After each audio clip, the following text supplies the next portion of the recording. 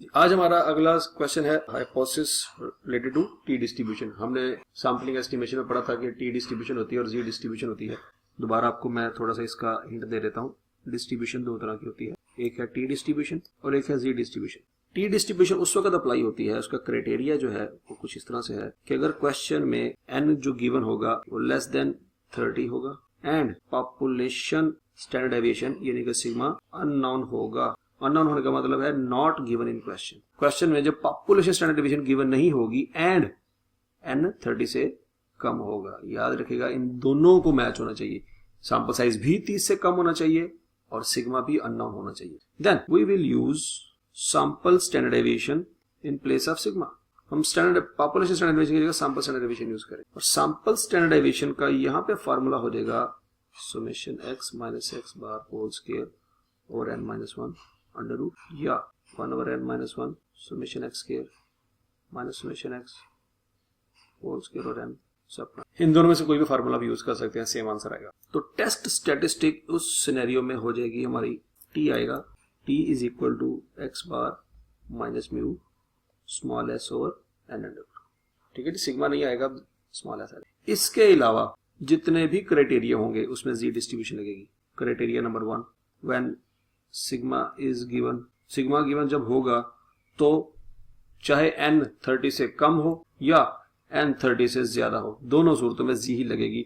n matter ही नहीं करता अगर सिग्मा गिवन होगा। अगर सिग्मा गिवन है तो कहानी खत्म होगी। अगर पॉपुलेशन स्टैंडर्ड डेविएशन गिवन है तो n जो मर्जी हो हमेशा जी डिस्ट्रीब्यूशन लगेगी।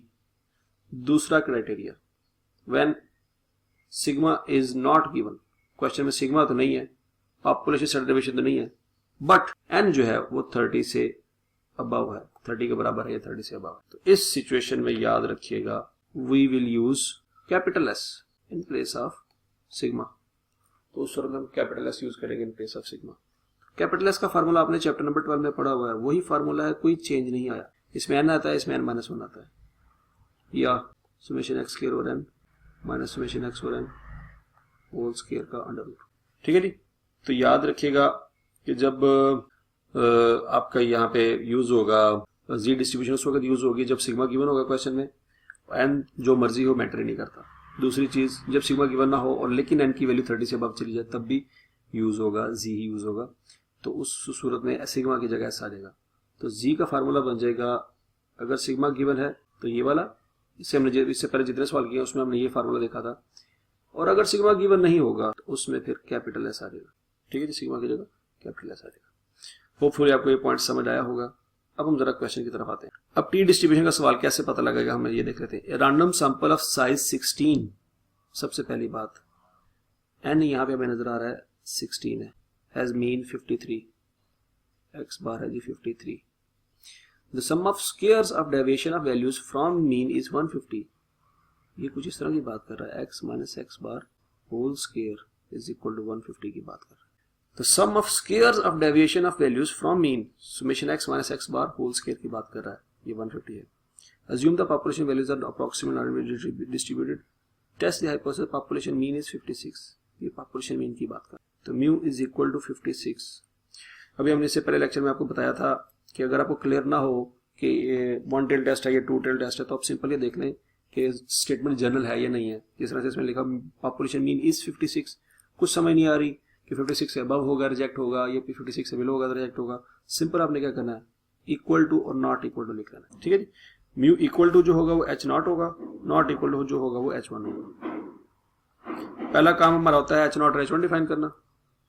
दूसरा काम होता है हमारा अल्फा को डिफाइन करना जो कि क्वेश्चन में दिया हुआ 5% है। तीसरा काम होता है जी टेस्ट स्टैटिस्टिक को डिफाइन करना। अब इस क्वेश्चन में देखिए सिग्मा गिवन नहीं है, पूरे क्वेश्चन n है, x बार है, summation x minus x bar whole square है और म्यू है, इसके अलावा सिग्मा गिवन नहीं है। अब जब सिग्मा गिवन नहीं है तो पहला काम हम देखेंगे कि n की वैल्यू क्या है, n की वैल्यू 30 से अबव है या बिलो है। सिग्मा तो गिवन नहीं है, सिग्मा गिवन नहीं है तब भी दो ऑप्शन है, टी या जी। देखिए यहाँ पे भी सिग्मा अननोन है, n की वैल्यू 30, यहाँ पे भी सिग्मा अननोन है लेकिन n की वैल्यू 30 से अबव है। ठीक है जी, तो इसका मतलब है क्वेश्चन में अगर सिग्मा गिवन नहीं होगा तो हरगिज ये नहीं समझ लेना कि आंखें बंद करके टी डिस्ट्रीब्यूशन लग जाएगी। सिग्मा गिवन नहीं है पहला काम, उसके बाद आपने देखना है सैंपल साइज। सैंपल साइज अगर 30 से कम है तो टी लगेगी, लेकिन अगर सैंपल साइज यहाँ पे 16 की बजाय 40 होता तब भी जी लगनी थी। ये बात याद रखना। अब चूंकि सिग्मा गिवन नहीं है और एन की वैल्यू 30 से बिलो है, अब टी डिस्ट्रीब्यूशन लगेगी small s over n under root. तो इसका पहले, इससे पहले इसके लिए फिर हमें स्मॉल एस पहले निकालना पड़ेगा। अब स्मॉल एस का फार्मूला होता है जी summation x minus x bar whole square over n minus 1 under root. X minus x bar whole square दिया हुआ 150 ओवर 16 माइनस 1 अंडर रूट। ठीक है जी, ये अब कैलकुलेटर से आंसर निकाल लें जरा। 150 डिवाइडेड बाय 16 माइनस 115 10 आ गया, अंडर रूट ले लेंगे तो 3.16 आ जाएगा। स्मॉल एस आ गया है 3.1622। ठीक है जी। अब टेस्ट स्टैटिस्टिक आपने लिख ली। चौथा काम क्या होता है जी, कैलकुलेशंस कर लेते हैं जी। एक्स बार की वैल्यू आ जाएगी 53, म्यू की वैल्यू आ जाएगी 56, एस आ जाएगा जी 3.1622 over n under root 16 under root आ जाएगा। तो ये हो जाएगा जी 3 माइनस 3, 16 अंडर रूट हो जाएगा 4, 3.1622। तो ये हो जाएगा जी 3 into 4 12 डिवाइडेड बाय 3.1622 3.79, ये माइनस में आएगी वैल्यू। ठीक है, अभी कैलकुलेशन आ गई। अब उसके बाद है जी पांचवा स्टेप, क्रिटिकल रीजन। इसमें बनाएंगे डायग्राम। अब डायग्राम में हमने देखना ये है equal to not equal to का साइन है, तो दोनों तरफ रिस्क है। अल्फा है जी 5%, तो यहाँ पे हो जाएगा जी 2.5%, तो यहाँ पे हो जाएगा 2.5%, तो ये हो जाएगा 0.4750 और ये भी 0.47 जी 0.4750 आ गया। ओके, अब अल्फा है जी 5% और अल्फा बाय 2 है जी 2.5%। अब हमने देखना है जी टी डिस्ट्रीब्यूशन का टेबल, क्योंकि ये जी डिस्ट्रीब्यूशन नहीं है, ये टी डिस्ट्रीब्यूशन वाला टेबल यूज होगा यहाँ पे। अब हम जरा टेबल देखते हैं। टेबल में टी डिस्ट्रीब्यूशन के टेबल में 1 टेल की पहली लाइन है, 2 टेल की दूसरी लाइन है। ये बता रहा है 1 टेल पे कितना रिस्क है और ये बता रहा है 2 टेल पे कितना रिस्क है। अब हम अपनी डायग्राम दोबारा देखते हैं। हमारा दोनों टेल पे टोटल रिस्क 5% है और एक टेल पे रिस्क है 2.5%। ठीक है जी, तो 2 टेल पे कंबाइंड रिस्क है 5% और 1 टेल पे रिस्क है 2.5%। तो ये हमारा कॉलम बनता है। ठीक है जी, ये हमारा कॉलम बनता है, ये याद रखिएगा। ओके, अगला काम डिग्री ऑफ फ्रीडम। जो टेबल है वो यहाँ पे मांग रहा है डीएफ। डीएफ का मतलब है degree of freedom. Degree of freedom होता है n-1, n है 16, -1 करेंगे तो 15 आ जाएगा। तो 15 के सामने देखेंगे हम, ये 15 लिखा हुआ है और 15 के सामने 2.1314 आता है, 2.1314 और यहाँ पे -2.1314। ठीक है जी, हम लिखेंगे we reject not if and only if T calculated is greater than T alpha by 2। हमारी कैलकुलेशन वाली वैल्यू क्या आती है जी -3.79 और टेबल वाली वैल्यू आती है जी 2.13 प्लस 2.1314। मॉडुलस के साइन जो होते हैं ये 3.79 इज ग्रेटर देन 2.1314।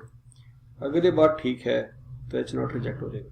तो डेफिनेटली 3.75 बड़ा होता है, 79 बड़ा होता है 2.13 से। इसका मतलब है हमारा कंक्लूजन क्या होगा? हमारा कंक्लूजन होगा जी we rejected H not, hence we may conclude that population mean is not 56। ठीक होगा जी। होपफुली आपको यह टी डिस्ट्रीब्यूशन समझ आई होगी। इसको इसी तरह से क्लियर कर लें। थैंक यू जी, अल्लाह हाफिज।